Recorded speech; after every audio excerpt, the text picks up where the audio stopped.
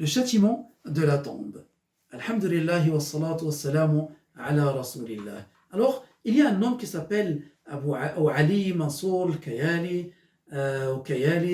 C'est quelqu'un il se dit un docteur. Il a fait une vidéo en disant que voilà, le châtiment de la tombe, c'est quelque chose qui n'existe pas dans la religion et je vais vous expliquer, je vais vous prouver de la part d'un verset ou à travers un verset, qu'est-ce qu'il dit pour prouver que ça n'existe pas. Alors, première chose, on dit, le châtiment de la tombe est prouvé par des versets. À part le verset que lui il a cité, et même avec ce verset qu'il a cité lui, il est confirmé par l'unanimité des savants. Quand il y a une unanimité des savants, ça veut dire que c'est quelque chose de vrai, parce que le prophète sallallahu alayhi wa sallam a dit ma communauté, ça veut dire les savants de ma communauté, ne se réunissent jamais sur un égarement. C'est un hadith sahih. Ça veut dire que s'il y a une unanimité, c'est une règle. Prends-la comme règle. S'il y a unanimité sur une chose dans la religion, c'est qu'elle est vraie. La communauté ne se réunira jamais sur un égarement. Troisième chose, c'est quelque chose qui est confirmé par les hadiths. C'est des dizaines de hadiths de la part du prophète Muhammad sallallahu alayhi wa sallam. Et des hadiths sahih. Des hadiths comme on va citer par le Bukhari et par Muslim dans les sahih et par Tirmidhi et d'autres. Et plusieurs versions, je vais les développer, incha'Allah tabaraka wa ta'ala. Alors cet homme, il a dit, Allah ta'ala dit dans le Coran, dans Surat Yasin, et ou plutôt, ils ont dit, oh quel malheur, qui nous a ressuscité de notre marqad. Alors, lui, qu'est-ce qu'il a dit? Alors, ils disent, qui nous a ressuscité de notre marqad. Alors, il a dit le marqad, ça veut dire un endroit où on fait ruqad, où on dort. Parce qu'elle est à la forme de marqad. Ça veut dire, comme tu dis masna', on fait sina'a dedans, ça veut dire on fabrique dedans. Alors, marqad, on fait ruqad dedans, on fait le sommeil dedans, on dort dedans. Alors, déjà, dans le marqad, dans la langue arabe, si on va vers ceux qui ont expliqué la langue arabe et pas lui, il se dit un docteur, mais je ne sais pas avec qui il travaille, avec le diable ou avec d'autres personnes qui sont contre l'islam pour falsifier les choses de l'islam, parce qu'il a d'autres graves choses qu'il a dit. Alors, marqad, selon ceux qui ont expliqué l'arabe, ça veut dire aussi, ça veut dire la place où on dort, mais ça veut aussi dire la tombe.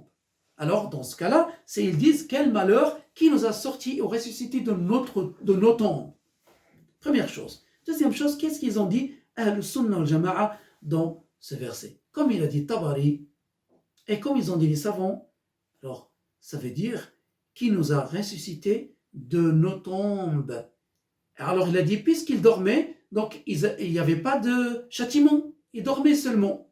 Alors, ils ont dit, les savants qui expliquaient le Coran, ils ont dit non, cela n'exclut pas, même si on dit ruqad ici, même si on explique parce qu'ils dormaient, parce qu'après le premier souffle, parce qu'il y aura le premier souffle, tout le monde sera, donc mourra, et 40 ans après, il y aura le deuxième souffle par l'ange Israfil, il va souffler dans le corps, et tout le monde sortira des tombes. Alors, certains savants, ils ont dit, oui, ils vont dormir, mais c'est après le premier souffle, parce que tout le monde mourra. Alors, dans ce cas-là, ça n'exclut pas le châtiment qu'il y a avant le souffle. Et certains d'autres savants, ils ont dit non. Il y aura le châtiment, ils sortiront de leur tombe. Il y a un autre verset qu'on va expliquer. النار يعرضون عليها غدوا وعشيا ويوم تقوم الساعة أدخلوا آل فرعون أشد العذاب. Alors Allah dit, ce qui signifie, ils seront exposés au feu de l'enfer matin et soir, et le jour du jugement, faites rentrer Pharaon et sa famille dans l'enfer. Alors, ils seront exposés au feu de l'enfer matin et soir. C'est où? Est-ce que c'est dans la vie? Là, dans les rues ou dans leur maison? Non. Parce que c'est avant le jour du jugement. Parce qu'après, à la fin, Allah a dit, et le jour du jugement, faites rentrer Pharaon et sa famille dans l'enfer, et ceux qui l'ont suivi. Alors, donc, ça veut dire que c'est quelque chose qui se passe dans la tombe, et chose qui a été confirmée par d'autres hadiths aussi, il n'y a pas que le verset. Donc, le mécréant, il va voir sa place dans l'enfer matin et soir, et ça rajoute son châtiment. Et de là, on voit que ce qu'il a fait, on voit que ce qu'il a dit, c'est complètement faux et à l'encontre de l'islam.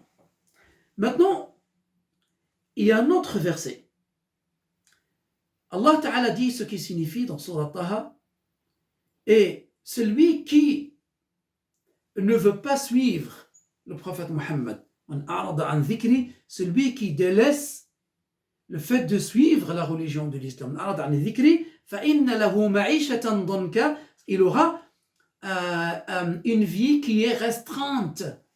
C'est-à-dire qu'il y a une punition dedans, un châtiment dedans, restreinte. Dans le cas, et le jour du jugement, on le ressuscitera.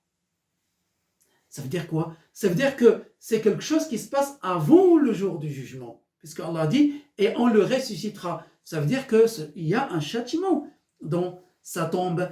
Comme il a dit qui? C'est pas nous, c'est pas nos avis, ce sont les compagnons. Abu Saïd al-Khudri, un très grand compagnon. Un très grand compagnon, il a dit, c'est le mécréant qui aura le châtiment de la tombe. Il y aura 99 grands serpents, ténines, qui vont souffler sur lui et qui vont le mordre. Et donc il y aura un châtiment. Et Abu Huraira a dit la même chose. Il a dit, Abu Huraira, le grand compagnon du prophète Mohammed, celui qui a rapporté le plus de hadiths de parmi les compagnons et la famille du prophète Mohammed sallallahu alayhi wa sallam. Alors il a dit, c'est le châtiment de la tombe qui est voulu par cela.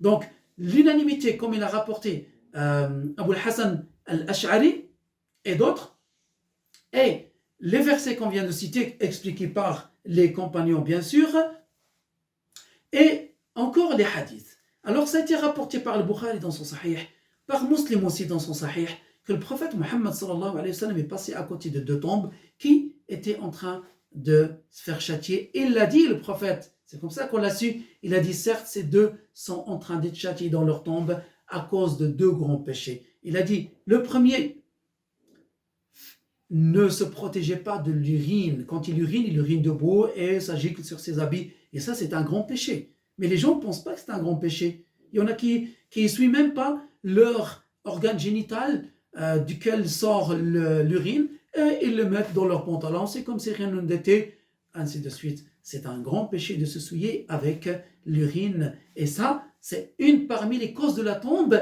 du châtiment de la tombe, comme ça a été cité dans un autre hadith. Comme quoi, les gens se faisaient châtier le plus par ce péché et par un autre péché qui est cité dans ce hadith-là, qui est la zizanie. Le fait de zizaner entre deux, aller vers celui-là, lui dire tel a fait de toi ça, et aller vers l'autre, lui dire tel a fait ça de toi ou dit ça de toi, pour que les deux puissent se bagarrer ou se couper, ou couper les liens entre eux, ainsi de suite. C'est aussi un grand péché, la zizanie. Donc, c'est confirmé par ce hadith. C'est pas un châtiment qui est voulu, par lequel il est voulu autre chose. Non, c'est voulu par cela, le châtiment. Et on dit bien sûr corps et âme. C'est pas seulement l'âme comme certains disent que Allah Ta'ala nous en protège. Aïcha aussi, il y a une juive qui lui a parlé de châtiment de la tombe. Alors elle a posé la question au prophète Mohammed sallallahu alayhi wa sallam, qui a dit le châtiment de la tombe est une vérité. Et ce hadith est rapporté par Al-Bukhari. Donc c'est un hadith qui est aussi sahih. At-Tirmidhi aussi a rapporté dans un autre hadith que le prophète sallallahu alayhi wa sallam a dit, ce qui signifie, certes la tombe est un morceau du paradis ou un trou de l'enfer. Cela veut dire quoi? C'est un trou de l'enfer, ça veut dire que la personne se fait châtier dedans. Ou elle a un délice de la tombe. Le musulman, le bon musulman, a aussi un délice, un plaisir dans la tombe parce qu'elle est élargie sur le bon musulman.